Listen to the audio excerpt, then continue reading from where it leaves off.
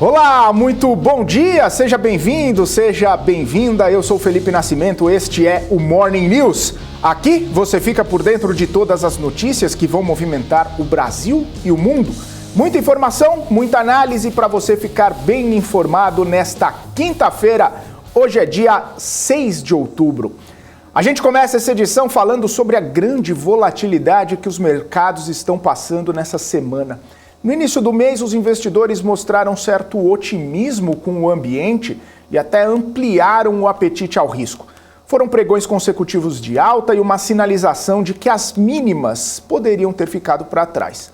Alguns dados mais fracos das economias globais mostravam que os bancos centrais não precisariam ir tão longe no aperto monetário e que a inflação poderia ter encontrado um teto. Mas o humor do mercado muda muito rápido e ontem já vimos um clima forte de correção. Investidores voltando novamente ao cenário de aversão ao risco. Os dados mais fortes da economia americana mostrando que o cenário dos juros ainda é incerto. Por lá, o emprego subiu mais do que o esperado, o setor de serviços caiu menos do que o esperado. Ou seja, lá vão os atores do mercado refazerem as contas e voltar com a narrativa de que não é bem assim, de que os juros podem ir mesmo mais longe e que a inflação pode estar ainda um pouco mais distante daquele pico que a gente esperava. Detalhe, em nenhum momento os dirigentes do Fed ou do Banco Central Europeu falaram coisa diferente. Eles seguem com aquele discurso, com aquela narrativa de que a inflação precisa voltar para a meta e de que os juros mais altos são o instrumento necessário para controlar a inflação. Ontem mesmo, um dirigente do Fed falou que as pressões sobre os preços ainda estão disseminadas, que os serviços podem continuar avançando rápido e que o mercado de trabalho segue apertado. Por isso, os juros devem chegar entre 4% e 4,5% nesse ano e ficar por lá durante um tempo. Outro dirigente diz que a inflação é problemática e que o Banco Central dos Estados Unidos vai manter o curso da alta de juros. Hoje, mais dirigentes do Fed falam. E claro que todos os olhos se voltam para o payroll de amanhã, justamente para saber como é que anda o emprego lá nos Estados Unidos. Um termômetro para o Fed e um dado que pode trazer ainda mais volatilidade para o mercado. Inclusive hoje, os mercados amanheceram mistos, entre altas e baixas, os investidores aguardavam sinais da ata da reunião do Banco Central Europeu. Aquela reunião em que o Banco Central Europeu elevou o juro em 0,75 ponto percentual, fazendo um aperto bastante forte do juro. Então, essa é a movimentação, né? Os mercados estavam até mesmo mistos hoje pela manhã. A gente via bolsas europeias em alta, depois as bolsas caíram. Daqui a pouquinho a gente vai até ver os números, mas o que eu estou trazendo aqui para vocês é a ata do Banco Central Europeu que acabou de sair. Inclusive, a gente está recebendo ainda algumas aspas, alguns destaques dessa alta, onde o Banco Central Europeu diz que a alta de 0,75 ponto percentual não significa aumento da mesma magnitude nas próximas reuniões. Que dirigentes concordaram que a política deve continuar dependente dos dados. A cada reunião do Banco Central Europeu vai haver uma análise um pouco mais aprofundada dos dados e, posteriormente, vão tomar as atitudes necessárias, principalmente porque o dado central que o Banco Central Europeu visualiza é a inflação. Se a inflação estiver convergindo para a meta, possivelmente vai haver algum tipo de movimentação menor da elevação de juros. Agora, se a inflação continuar alta, se os preços continuarem em elevação lá na Europa, o Banco Central Europeu possivelmente vai ter uma movimentação mais altista de juros e até mesmo possivelmente fazendo mais elevações da mesma magnitude. Segundo a ata também, houve um consenso de que os juros continuam bem abaixo da taxa neutra depois da última alta de juros e que o nível final das taxas de juros para estabilizar a inflação ainda está sujeito a incertezas.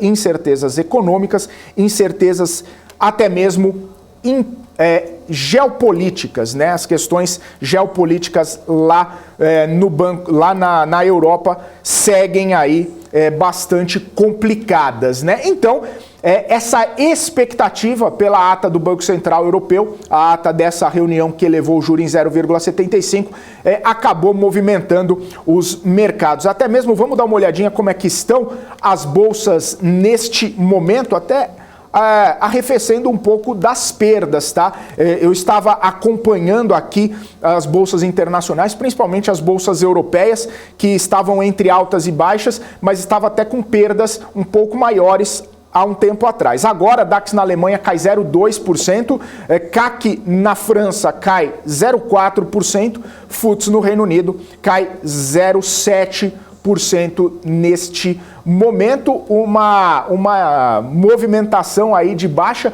A gente já tinha visto aí uma movimentação de baixa, principalmente capitaneada aí por várias empresas lá na Europa, também por conta da Shell, que trouxe resultados um pouco piores aí do que o esperado, acabou puxando um pouco as bolsas lá na Europa para baixo, e isso acabou trazendo uma movimentação de baixa. Além disso, tem toda essa situação da ata do Banco Central Europeu, que está saindo, e os investidores ainda reprecificando essa movimentação, reprecificando inclusive todos esses tópicos que eu estou trazendo aqui para vocês, justamente porque é uma ata até mesmo um pouco extensa. Os investidores, os grandes gestores estão olhando para essa ata, pegando os pontos importantes ali e destacando, e claro, fazendo inferências, tentando colocar ali na precificação o que o Banco Central disse, o que ele quis dizer, para onde que vai a taxa de juros, se não está na taxa neutra, até onde poderia acontecer a elevação da taxa de juros lá na Europa. Então, essa movimentação em relação à ata do Banco Central e o que vão falar a respeito da inflação por lá, isso acaba sempre ficando no radar. Principalmente pelo fato de que também tem alguns comentários aqui sobre o nível final da taxa de juro, né? Que ainda está sujeito à incerteza, como eu disse, e que o juro neutro é discutível. Segundo o Banco Central Europeu, o juro neutro é discutível e muito difícil de mensurar em tempo real, ou seja, vai precisar fazer ajustes pontuais, porque não é uma coisa que vai sendo feita ali com alguma previsão ou com alguma certeza, principalmente diante de um cenário bastante instável na questão política, econômica e geopolítica. Segundo o Banco Central, preocupações sobre crescimento não devem evitar altas dos juros mais agressivas. Um ponto importante, né? Porque existe toda essa discussão de que com juros mais altos para tentar conter a inflação vai desacelerar a economia, uma economia já que está desacelerada, uma economia no bloco que já está claudicante ali, né? Um pouquinho manca o crescimento,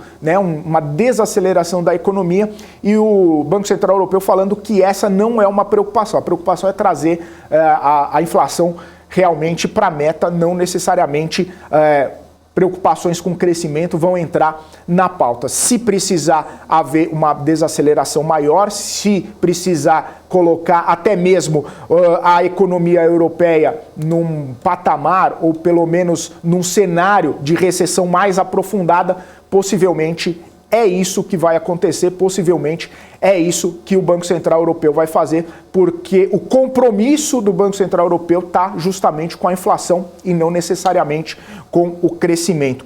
Justamente falando também que expectativas de inflação seguem ancoradas e o avanço dos salários continua moderado. Então, é sempre aquela história, né? Visualizar o cenário, saber o que está acontecendo para poder tomar a próxima decisão, assim como foi na última decisão de elevação de 0,75 ponto percentual.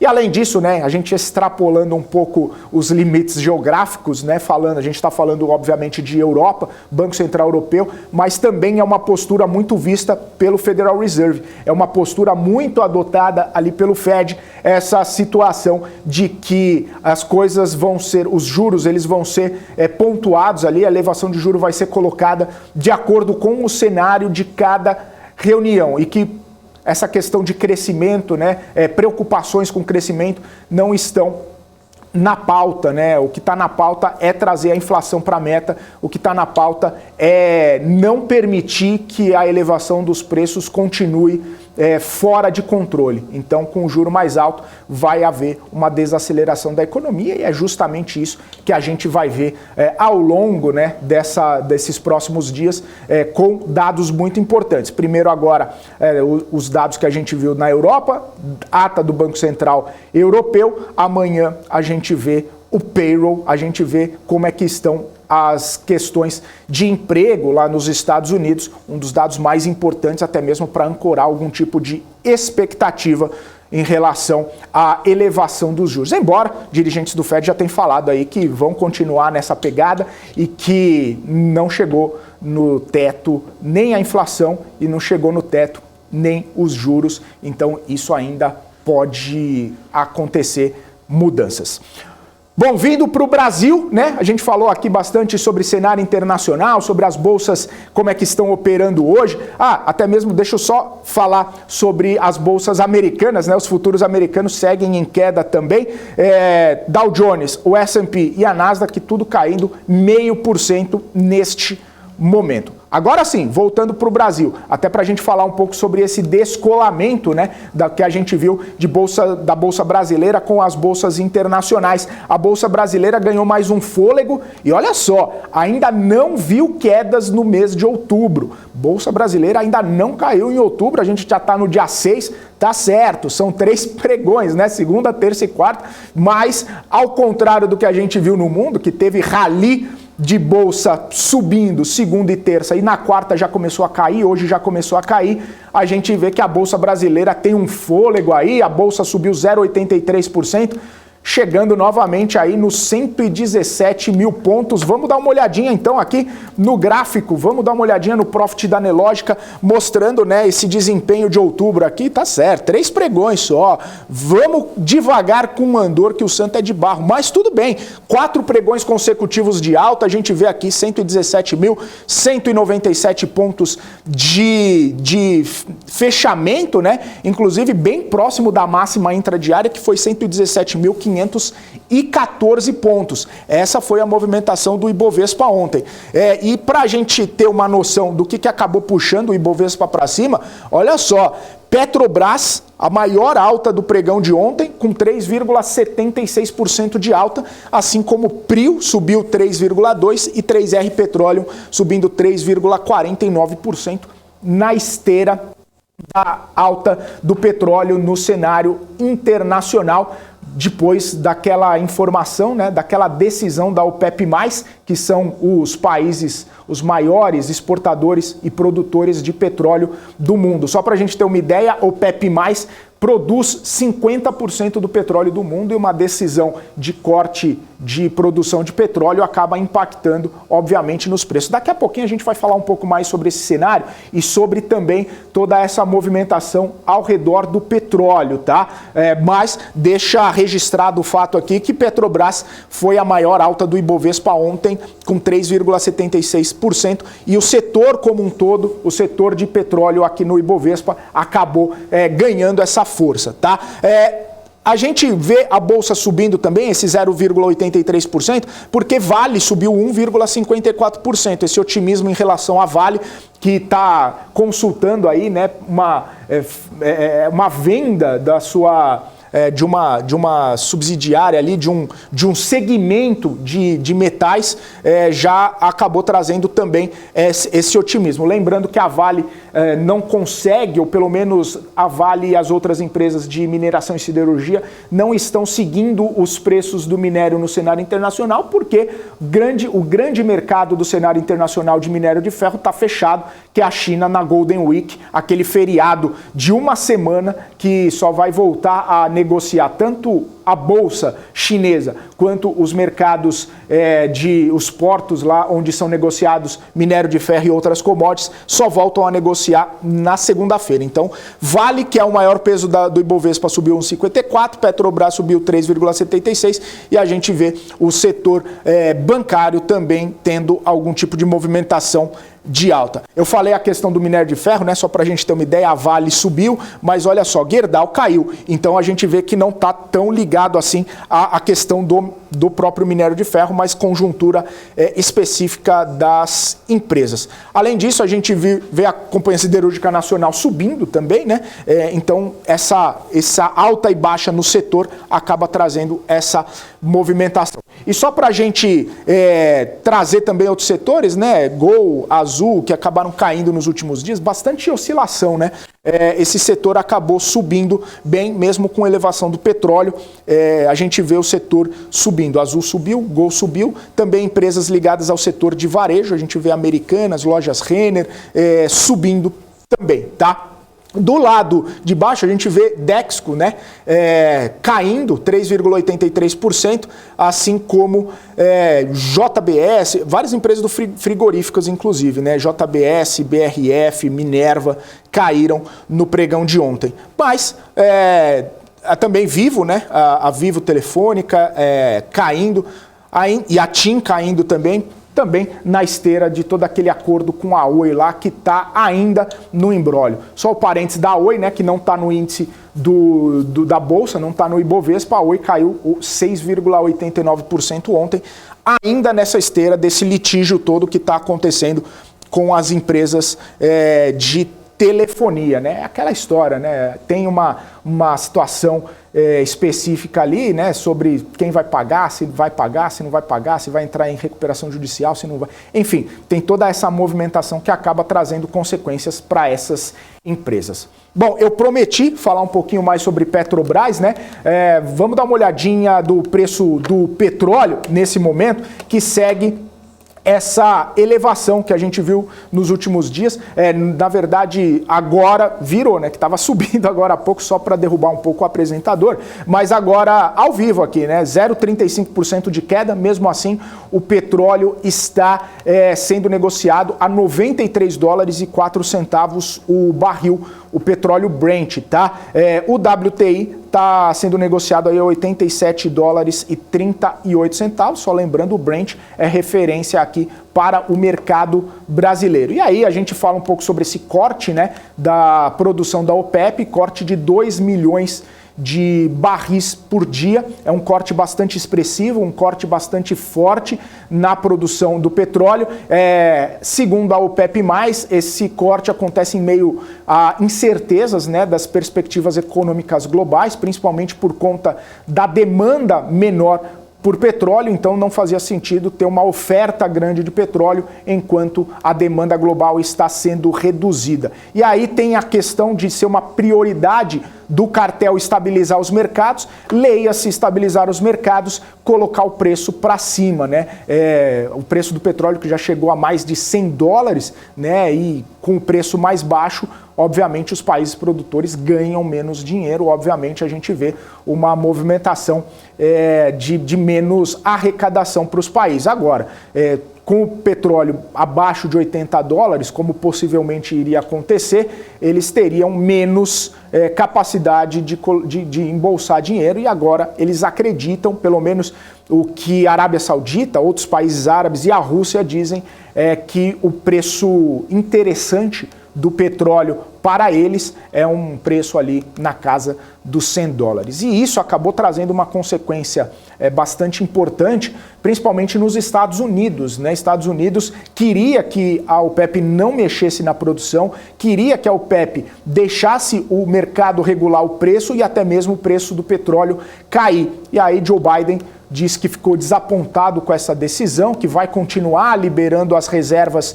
de petróleo dos Estados Unidos. Inclusive, daqui a pouquinho, 11h30 da manhã, saem os dados de estoque do petróleo dos Estados Unidos para a gente ver qual que é o impacto, né, dessa liberação das reservas estratégicas. Inclusive, Joe Biden disse que vai liberar 10 milhões de barris de reservas estratégicas no próximo mês de novembro, e para não ter tantos problemas em relação à liberação de estratégia, de reserva estratégica, além de aumento de preço de combustível na bomba, que mexe com inflação, e os Estados Unidos a gente sabe como é que está essa situação, também pede que as empresas reduzam o preço dos combustíveis nas bombas. A Casa Branca diz, inclusive, que vai consultar o Congresso sobre meios de reduzir o controle da OPEP sobre os preços dos combustíveis.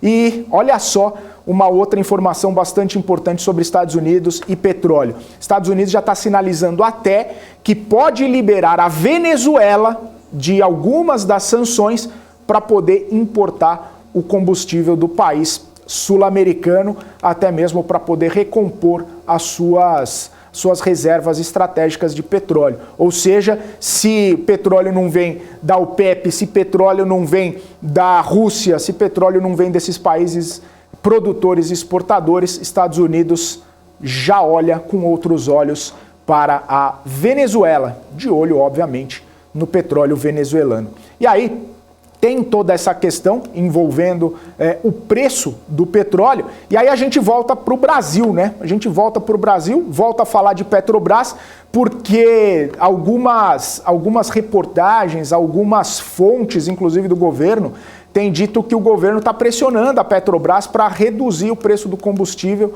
nas próximas semanas. E isso acaba sendo até mesmo um contraditório, já que o preço do petróleo está subindo e o governo quer que o preço do barril do petróleo caia no cenário nacional. Até mesmo a ABICOM, que é a Associação Brasileira dos Importadores de Combustíveis, mostra uma defasagem. Eu tenho aqui os dados da ABICOM de ontem. Olha só, ontem eu trouxe esses dados que a defasagem estava aqui em 2%, cerca de 7 centavos, de terça para quarta, olha só já a mudança, né? Uma defasagem de 28 centavos. E isso acaba sendo impactante porque a gente vê bastante gente falando sobre essa movimentação. Quando o petróleo estava para baixo, cobrando a Petrobras para que reduzisse, obviamente, o preço do combustível. Agora, com essa defasagem um pouco maior, a gasolina necessitando ficar 28 centavos mais cara e também o diesel ficar 17 centavos mais caro, isso pode trazer algum tipo de consequência para a Petrobras, caso haja uma necessidade de elevar o preço do combustível. O que a gente sabe é que tem sim uma conversa dentro da Petrobras e dentro do governo para que pelo menos até o dia 30 de outubro, que é obviamente o dia do segundo turno, que não haja nenhuma movimentação de alta no preço do combustível, não haja nenhum repasse no preço do combustível. Mas, segundo a ABICOM, seria necessário. Então, como a Petrobras acabou não baixando o preço do combustível quando o preço do petróleo caiu, talvez agora faça sentido não elevar o preço do combustível agora que o petróleo está em alta. Mas é uma questão aí que a gente vai continuar monitorando, até mesmo porque a gente sabe aqui que a Petrobras ela fez grandes reduções nos preços dos combustíveis nos últimos tempos, até mesmo ela fez 4 reduções na gasolina em menos de 2 meses, fez 2 reduções no preço do diesel em menos de 2 meses, e aí a Petrobras precisa equilibrar, né, as contas até mesmo para o seu negócio, né, continuar indo bem, continuar trazendo grandes retornos, não só para a empresa, que teve lucros recordes nos últimos trimestres, quanto para os investidores com a distribuição dos dividendos ótimos, que eu tenho certeza que muita gente que está nos assistindo aqui sorriu de orelha a orelha quando viu cair na conta os dividendos da Petrobras. Mas é isso, a gente fica de olho, a gente fica monitorando tudo o que acontece aqui com a empresa e, claro, as respostas do mercado financeiro em relação a toda essa situação. Bom, são 8h56. Eu vou para um rápido intervalo. Na volta a gente continua falando de mercado financeiro, continua destacando as principais notícias dessa manhã de quinta-feira para, claro, você fazer ótimos negócios ao longo do seu dia. Então fica com a gente, eu volto daqui a pouquinho, rapidinho.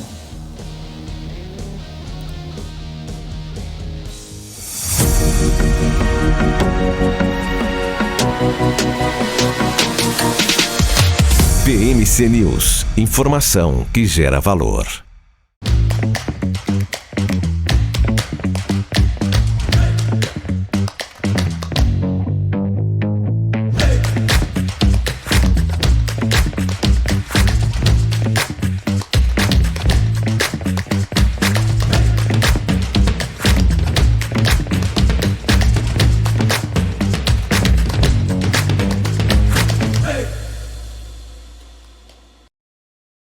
As empresas que fazem parte do seu dia a dia estão em uma das maiores bolsas do mundo, a Nasdaq. E a boa notícia é que você pode investir nessas empresas diretamente pela Avenue, sua corretora nos Estados Unidos. Com os dados das ações dos Estados Unidos fornecidos pela Nasdaq em tempo real, o cliente Avenue pode acessar diretamente as maiores bolsas do mercado americano. Entre neste mercado de tecnologia e inovação. Acesse avenue.com.br/Nasdaq e seja bem-vindo ao mercado global.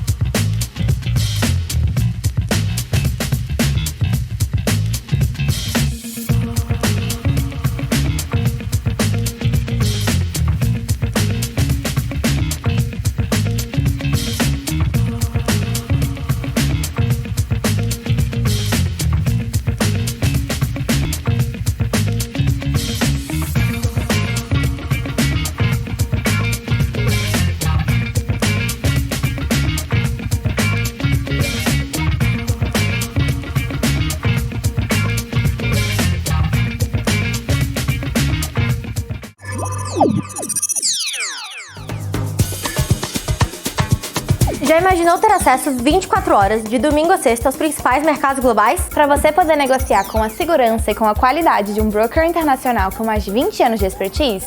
Isso é possível, aqui na Active você pode!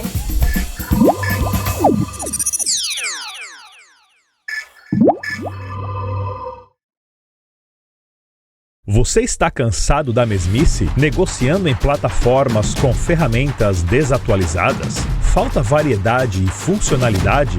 Aproveite nossa grande seleção de ferramentas de trade. Baixas taxas de negociação, suporte em português 24 horas por dia, com mais de 200 criptomoedas disponíveis para trade e a facilidade de depósitos com Pix. Aproveite o futuro agora.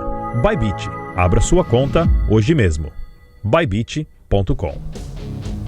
Estamos de volta com o nosso Morning News ao vivo aqui para vocês às 8 horas e 59 minutos com os principais destaques, os principais assuntos desta quinta-feira para você fazer ótimos negócios ao longo do dia. E a gente já chama para conversar a Ariane Benedito, economista especialista em mercados de capitais, já está aqui conosco. Ariane, bem-vinda mais uma vez aqui à BMC News. Prazer falar contigo. Bom dia. Bom dia a todos, bom dia, muito obrigada pelo convite. Ariane, quero começar falando contigo a respeito dessa movimentação na Bolsa Brasileira que temos visto desde sexta-feira passada. Mas, é uma movimentação de alta, mas a gente vê que parece que o Ibovespa engatou um rally de pós-eleição e não viu nenhuma queda até agora em outubro, né? Outubro só subiu a Bolsa e investidores até ficam se perguntando por que estamos descolados do exterior e até quando duraria um rally desse pós-eleição.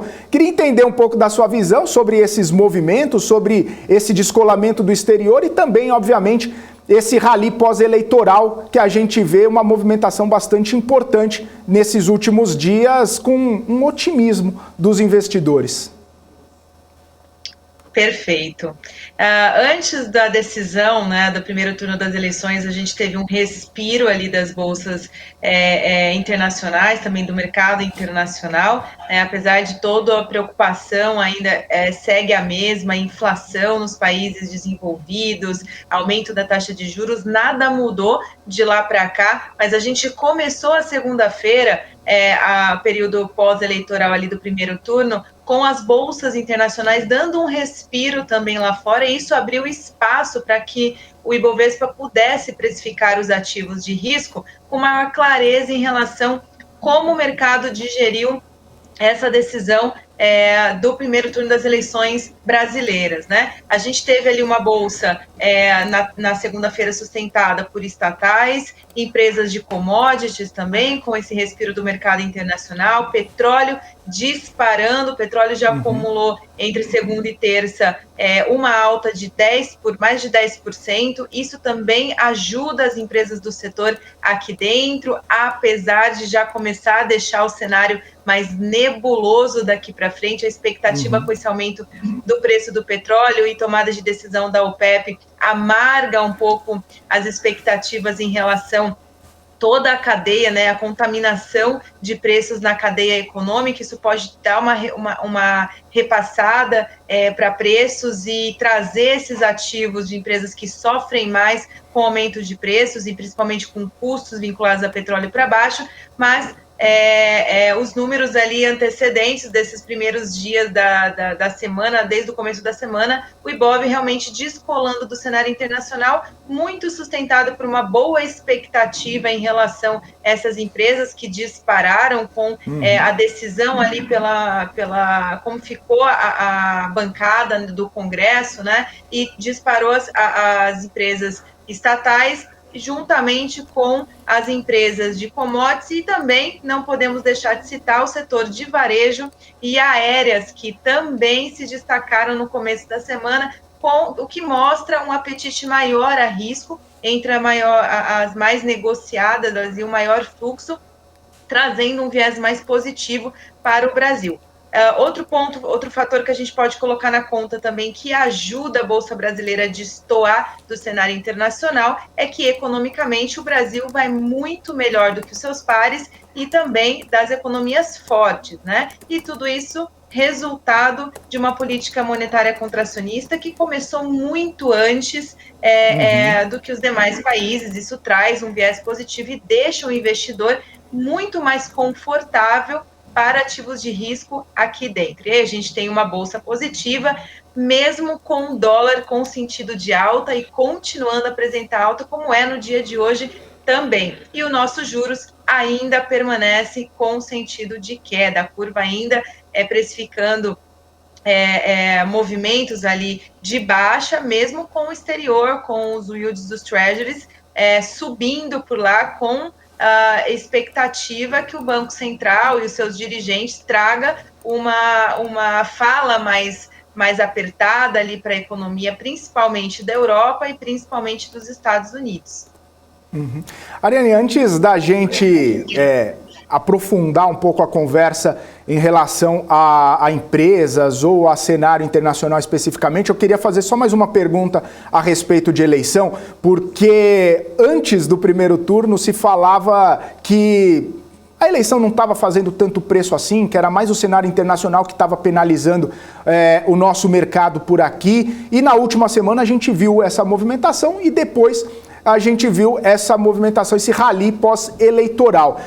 Nesse cenário de acordos, de alianças e até mesmo, como você bem citou, do Congresso mais alinhado pró-mercado, você acredita que exista mais espaço para uma reprecificação para cima do mercado financeiro com o que está se desenhando, principalmente quando se diz que agora o ex-presidente Lula seria obrigado a colocar uma pauta, né, mais para o centro, colocar o seu programa de governo ali para jogo, e até mesmo o presidente Jair Bolsonaro segurando um pouco mais o discurso, fazendo alianças também. Enfim, esse cenário que não tá polarizado, mas aparentemente está menos acirrado do que a gente viu no primeiro turno, né, de beligerância até mesmo falando. Você acha que o mercado pode se animar um pouco mais com nomes que estão vindo para as campanhas? Eu acredito que o mercado já tenha com clareza que as pautas mais de direita, mais conservadoras, mais pró-mercado liberal, que é o que o governo Bolsonaro traz, né, como viés, e que essa bancada defende, já está precificada. E por quê? Né? Porque no final ali do jogo, quem decide é o legislativo, né, a quantidade que vota os projetos. Então não adianta um presidente, um governo querer firmar suas propostas se ele não tem quantidade de votos suficiente para dar andamento no que é proposto. Então, uma possível vitória de Lula ali, né, vamos falar do primeiro cenário, né, como acho que a maior parte ali, principalmente nas pesquisas que agora começaram a sair, né, como o Lula ali, como presidente, o Lula vai ter uma dificuldade abrupta de governabilidade devido a ter que demanda de tempo para convencer quem vai votar os seus projetos, né? Agora, num segundo cenário, onde o Bolsonaro é presidente, a gente sabe que essas pautas vão ter maiores facilidade de aprovação, porque a comunicação entre eles ali tem o mesmo viés, tem o mesmo segmento, e entre eles, né, a comunicação é melhor, tá? Mas eu acredito que essa colocação de proposta do que vai ser feito, não acho que só o Lula vai ter que fazer isso, eu acho que o Bolsonaro vai ter que vir com um pouco mais de clareza, mesmo sabendo que o mercado, a população em geral já entendeu quais são, vamos chamar de cultura, assim, do que eles defendem, né, do que eles propõem, e o Lula está muito ainda em pautas que pautas e não propostas, né? E essas propostas agora elas precisam de clareza. E falando agora de mercado, o que o mercado espera de ambos os candidatos é a resolução do fiscal, de reformas. Eu acredito que agora um dos pilares que o Bolsonaro não se posicionou muito bem ainda, ele vai ter que trazer essa questão da pauta do meio ambiente para poder ter um diálogo melhor e uma aceitação melhor do investidor estrangeiro, né? Essa melhora de aceitação do exterior, que o Lula traz com um pouco mais de facilidade, mas peca ali nos outros 3 pilares, que é fiscal e reformas, né? Então essa eu brinco que é a pergunta do milhão, né? Como que ambos os candidatos vão resolver o que de fato pode prejudicar um cenário econômico que apresenta melhora, né, para o Brasil, que é essas propostas que eles tomaram desde o começo de suas campanhas, que é populista, na prática. Como é que vai ser a resolução na prática? Então, muita volatilidade, acredito até o segundo turno ali, quando se fala do que vai ser colocado na mesa, mas eu acredito que no resultado final a Bolsa tome um respiro, porque a bancada, o Congresso, que é o que realmente importa, que é o que vota, já está muito bem definido. Tá certo. Então, voltando um pouquinho agora para as nossas empresas, para o nosso mercado aqui, Ariane, a gente viu esse corte na produção da OPEP+, acabou impactando bastante o preço do barril do petróleo, como você comentou mais cedo, mas eu queria saber especificamente para a Petrobras, né? A gente viu grandes movimentações, inclusive para baixo do preço de gasolina, para preço de diesel, com a queda no preço do barril de petróleo. Hoje a gente viu a defasagem no preço do combustível, cerca de 28 centavos para a gasolina, 7 centavos para o diesel, e tem a expectativa de que a Petrobras não faça nenhum movimento, principalmente por causa da eleição. Mas, olhando para a empresa, né, eu queria entender sua visão, se a Petrobras pode fazer algum movimento, qual o impacto para a Petrobras essa alta no preço do combustível, e também, claro, para saber sobre o impacto inflacionário no caso de uma elevação no preço do combustível, já que a gente teve deflação nos últimos meses, principalmente baseado no corte do ICMS e na queda do preço do combustível. Como que fica, né, esse jogo, esse tabuleiro aí com tantas peças a serem encaixadas? Exatamente, uma alta no preço do petróleo é preocupante em todas as esferas, em todos os âmbitos, né? Como eu comentei no início aqui da nossa abordagem, a alta do preço de petróleo combinado com um sentido de alta do câmbio, isso contamina toda a cadeia econômica, né? Vai sobrar para todo mundo, vai sobrar para o grupo de alimentação, que compõe ali de maior peso no IPCA, vai contaminar toda a classe de logística, encarecendo ali os componentes do grupo de transportes. Então, para a inflação, fica extremamente preocupante, né? Petróleo tem um peso muito grande na cadeia econômica, que encarece o preço, vai encarecendo do produtor até o preço final. Então, é muito preocupante, realmente. Essa questão não é só para a gente, é de forma global, né? Agora, se a Petrobras pode fazer alguma coisa, ela é a única que pode fazer, né? Combustíveis é um preço administrado, por definição ali das empresas, e que espera-se que tenha uma tomada de decisão para tentar controlar se realmente a OPEP seguir, e pelo jeito vai seguir com esse controle, esse corte, né? Muito maior do que foi anunciado inicialmente, e o que o mercado já havia colocado na conta. Então, esses 10%, mais de 10% de precificação no petróleo no início dessa semana veio da especulação que tinha antes da reunião da OPEP de ser um corte de mais de 1 milhão, e veio bem mais de 1 milhão, né? 2 milhões ali de barris sendo retirados, né? E também vale a gente destacar que os estoques já vêm apresentando queda. Então, essa alta, e que também foi colocado ali em falas dos participantes ali da OPEP de manter o barril em $100, né, o preço.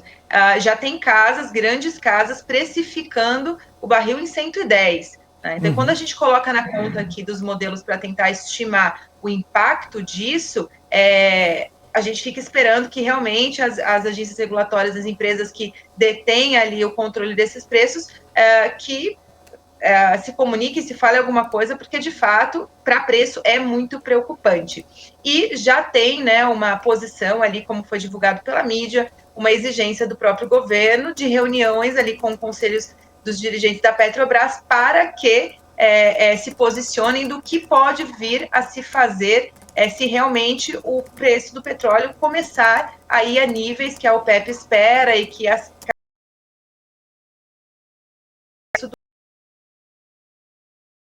adicionei também, o câmbio também é um problema, né? A gente está vivendo um real mais apreciado frente ao dólar, em patamares muito mais baixos do que a maioria dos modelos e expectativas de mercado apontam.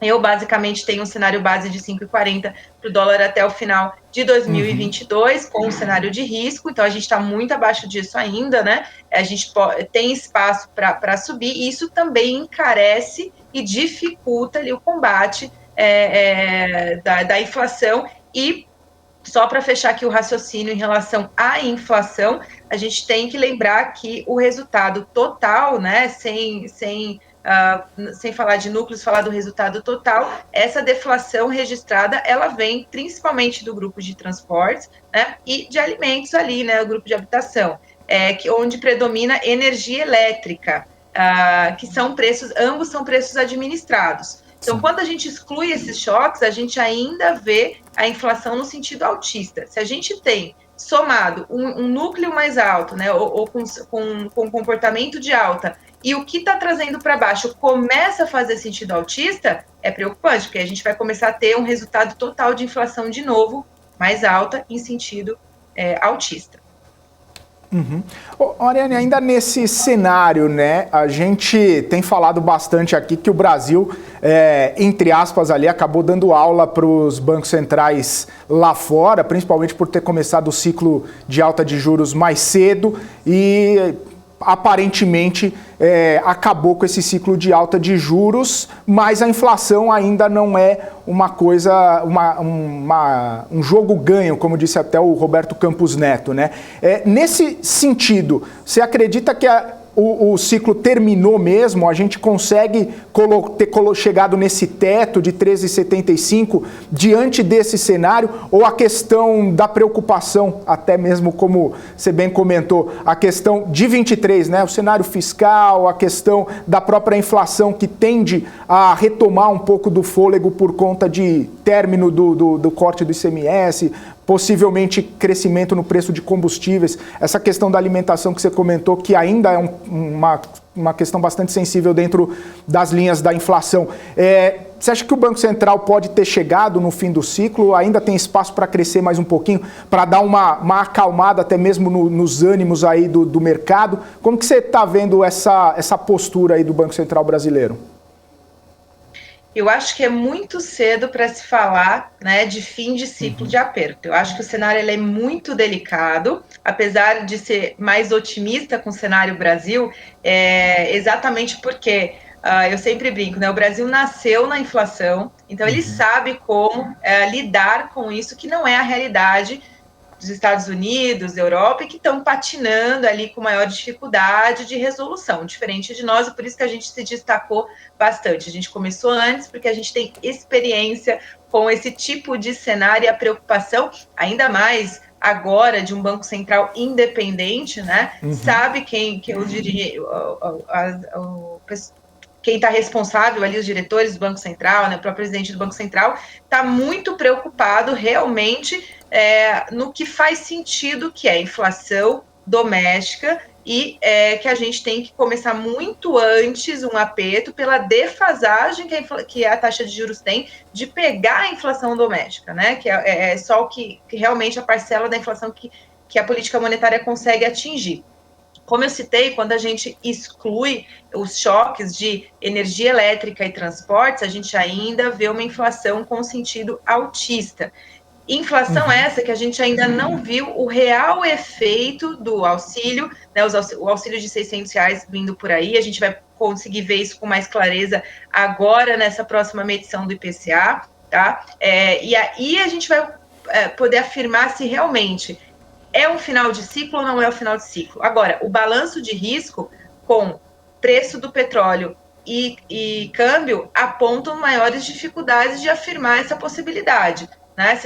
Como eu bem trouxe aqui, se a gente voltar a ter uma pressão por parte de preços de commodities, uma pressão de câmbio, talvez mais o sentido altista ali de núcleo de inflação doméstica, talvez o Banco Central vai ter que ser um pouco mais cauteloso em afirmar que haverá e quando haverá o início de corte, ou seja, fim do ciclo, né? E por quanto tempo, né, vai ser necessário manter. Se vai fazer uma alta ou não, eu acho que vai ter mais um reajuste ou não, né? Se é uma possibilidade mais negativa ali para um cenário pior, se a gente for estressar, eu acredito que tem que ser em maiores magnitudes, né? O resultado total daí tem que ser de maior magnitude, e para isso tem que esperar os choques acontecerem, que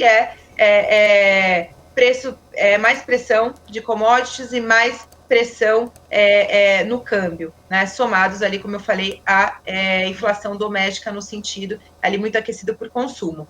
E o que possibilita isso é sempre essa melhora nas expectativas em relação à atividade. A gente cresceu mais do que o esperado, a expectativa é que cresça ainda mais. Então, por mais que o Banco Central ele olhe especificamente para preço e não se preocupe por essa desaceleração, mas ele também, a teoria, né, sempre explica que quando é feita essa política mais contracionista, a gente espera ver um arrefecimento na atividade. Arrefecimento esse que está bem contido. A gente teve divulgações dos dados da indústria. Obviamente, a indústria está respondendo a essa política monetária mais apertada. Só que a indústria ela é o primeiro setor a responder. O que vai responder para a gente se realmente o nível do aperto monetário está sendo suficiente ou não, vai ser ali a resposta em relação ao setor de serviços, que é onde predomina a maior parcela da inflação doméstica, inflação essa que o Banco Central é mais efetivo para controle, né? Tá certo. Ariane, quero agradecer então a sua participação aqui com a gente. Obrigado mais uma vez pelo seu tempo aqui conosco. Uma ótima quinta-feira, até uma próxima. Muito obrigada, eu que agradeço. Até a próxima. Tchau, tchau. Falamos aqui com a Ariane Benedito, economista, especialista em mercados de capitais. Sempre um ótimo papo aqui, a gente trazendo a visão dela, né? Toda essa questão eleitoral, a questão inflacionária, Banco Central, enfim, toda essa movimentação aqui no Brasil e, claro, a movimentação para o Ibovespa. Eu preciso ir para um rápido intervalo, a gente vai rapidinho lá fazer esse intervalo. Na volta eu trago mais informações do mercado, trago informações geopolíticas lá da Coreia do Norte e, claro, Kelly Kali com as informações direto de Brasília. Fica aqui com a gente, eu volto já já.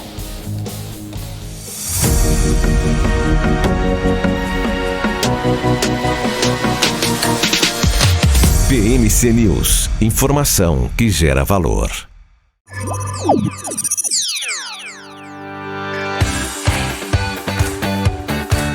Aqui você pode negociar índices como DAX, Nasdaq e S&P 500 e commodities como soja, cobre, petróleo e café. Além de ações e ADRs das maiores empresas do mundo, como a BMW, Google, Apple, Netflix e Disney.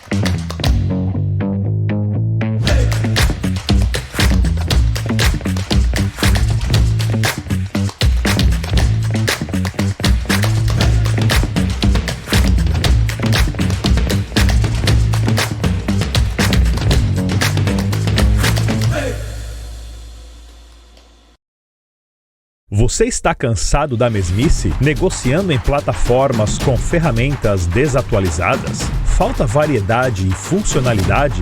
Aproveite nossa grande seleção de ferramentas de trade. Baixas taxas de negociação, suporte em português 24 horas por dia, com mais de 200 criptomoedas disponíveis para trade e a facilidade de depósitos com Pix. Aproveite o futuro agora. Bybit. Abra sua conta hoje mesmo. Bybit.com. As empresas que fazem parte do seu dia a dia estão em uma das maiores bolsas do mundo, a Nasdaq. E a boa notícia é que você pode investir nessas empresas diretamente pela Avenue, sua corretora nos Estados Unidos. Com os dados das ações dos Estados Unidos fornecidos pela Nasdaq em tempo real, o cliente Avenue pode acessar diretamente as maiores bolsas do mercado americano. Entre neste mercado de tecnologia e inovação. Acesse avenue.com.br/Nasdaq e seja bem-vindo ao mercado global. Estamos de volta aqui no Morning News, principais destaques, os principais assuntos dessa quinta-feira para você ficar muito bem informado e fazer ótimos negócios ao longo do dia. Eu estou ao vivo aqui, 9 horas e 24 minutos e já vamos a Brasília conversar com a Kelly Cali, porque União Brasil liberou diretórios estaduais para alinharem apoios no segundo turno e a maioria deve ficar mesmo com o presidente Jair Bolsonaro. Kelly, bom dia para você, bem-vinda aqui ao Morning News. Por que a União Brasil não fechou com o presidente, todo o diretório, todo o partido, manifestando apoio com o presidente Jair Bolsonaro, Kelly? Oi, Fê, bom dia quem está acompanhando a gente nessa quinta-feira aqui no Morning. União Brasil não fez nada mais do que o esperado, inclusive a gente já vinha conversando sobre isso não de hoje, né, sobre como União Brasil é um partido ali muito dividido internamente, um partido que nasceu de uma ala extremamente bolsonarista e de uma ala mais moderada, né? O DEM era um partido mais moderado, bem centrão mesmo, caracteristicamente centrão, então natural que com a fusão desses dois partidos que virou União Brasil, né, eles não chegassem a uma posição totalmente convergente. De fato foi isso que aconteceu, né. O ACM, né, que é um dos grandes nomes da sigla, né, ele tem uma resistência muito grande ao presidente Jair Bolsonaro, né, então por isso acabou que não deu para fechar esse apoio, por mais que a maioria da sigla, né, tenha aí esse alinhamento com as pautas do presidente, né? Mas uma outra explicação, que é a explicação mais chave, digamos assim, viu, Fê? É a presidência da Câmara a partir do ano que vem. A Câmara e o Senado, eles têm uma presidência de 2 anos, né? E esse mandato mandato, quem está ocupando o mandato pode tentar sua recondução a partir de uma eleição também dentro de cada casa. E aí uma terceira recondução é que é vedada, né? Uma segunda recondução, desculpa. Então, o Lira, ele hoje é o grande nome do Congresso Nacional, tem mais peso, inclusive, que o próprio Rodrigo Pacheco, naturalmente, porque tem uma maioria de deputados e, sobretudo, porque tem muito mais dinheiro lá do orçamento secreto, né, da LP9, do que o próprio Senado, né? Então, você tem um Lira muito fortalecido que não de hoje trabalha para ocupar a presidência também nos próximos 2 anos, contando a partir do ano que vem.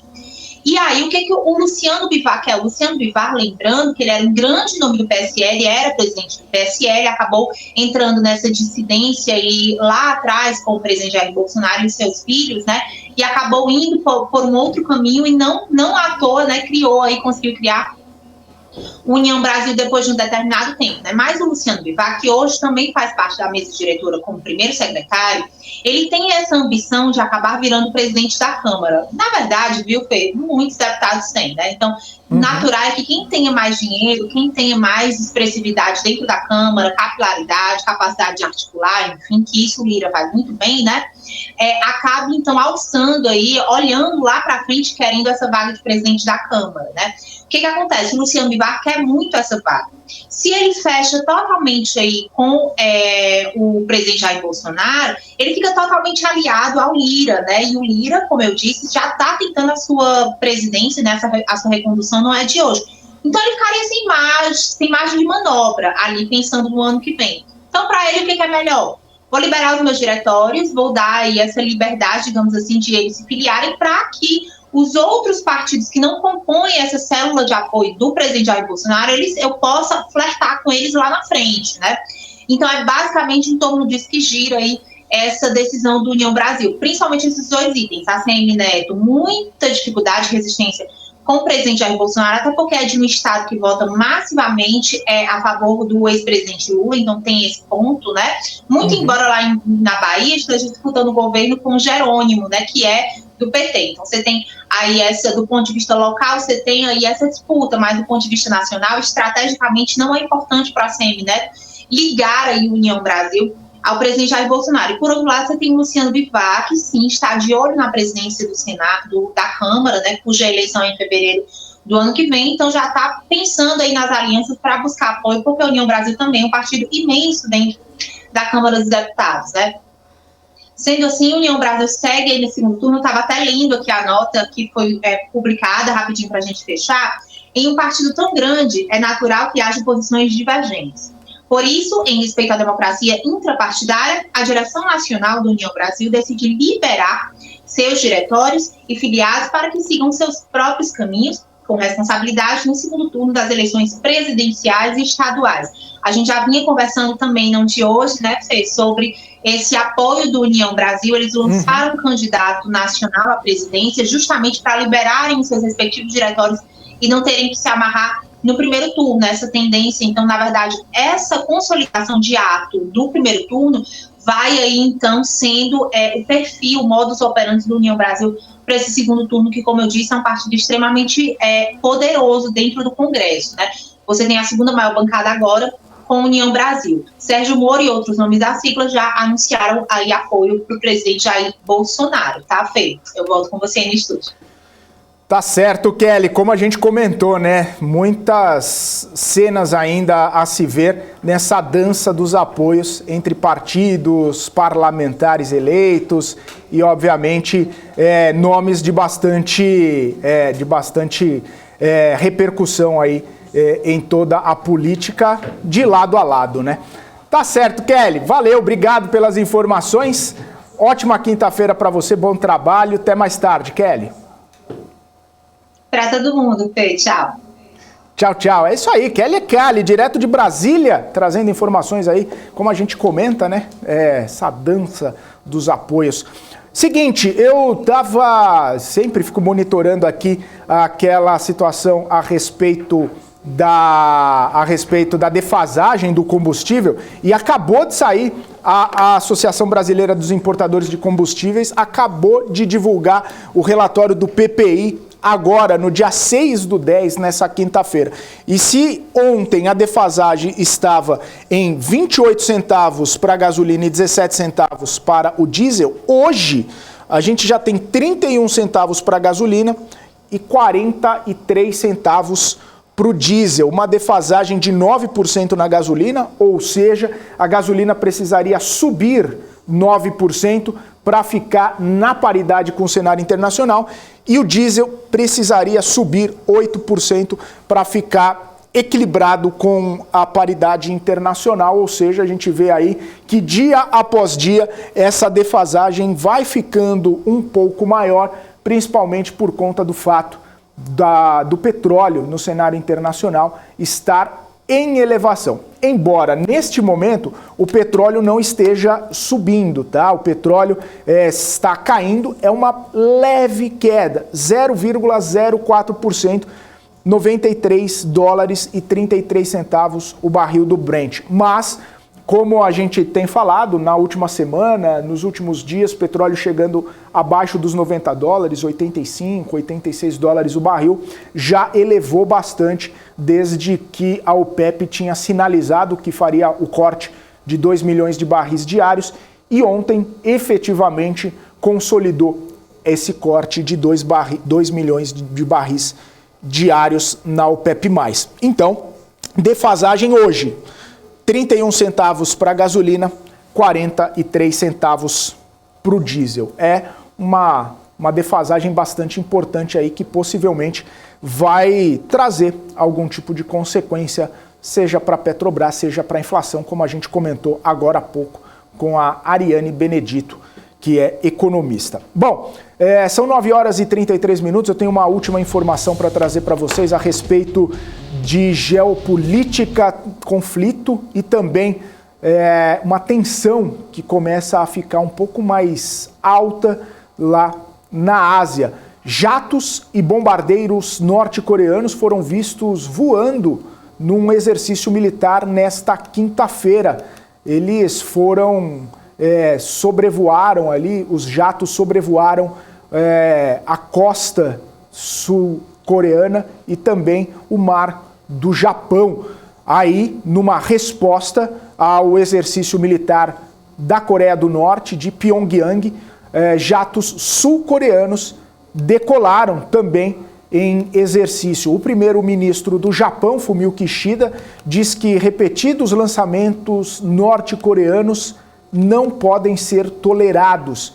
Já o vice-secretário do gabinete do Japão diz que os repetidos lançamentos de mísseis da Coreia do Norte acrescentou que o país pode intensificar essas atividades provocativas, incluindo testes nucleares por parte do regime de Kim Jong-un.